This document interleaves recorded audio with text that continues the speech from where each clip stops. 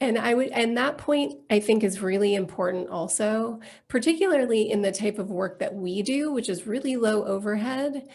It's important to keep in mind that investing in your business, even if it's not a brick and mortar, even if it's not a big tech company where you're trying to raise money, it's still important to invest in your business. Mm. And, back, I don't know, I would say back in the 90s, when you're about to start a business, you have to create a business plan.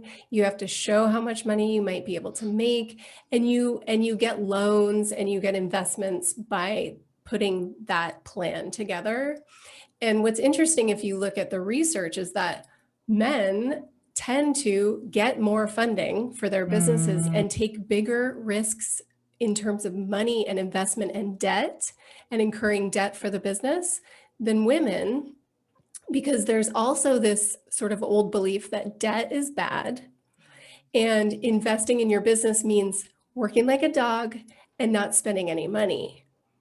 And I would argue that if you even have $2,000 to invest or $1,000 to invest before you even go into business, have some money put aside so Mm. that you can put that directly into your business. Mm. Because it's just not realistic to think it's going to grow if you think that you're just going to put only time into your business. Mm. You may, if you're keeping it simple, you may not need to spend money in your business, but you should have it at the ready for that moment when you do need to invest the money. That's excellent advice. Thank you. I think it's excellent advice for more reasons than one, really, because so many of us probably don't think and plan enough before we get started.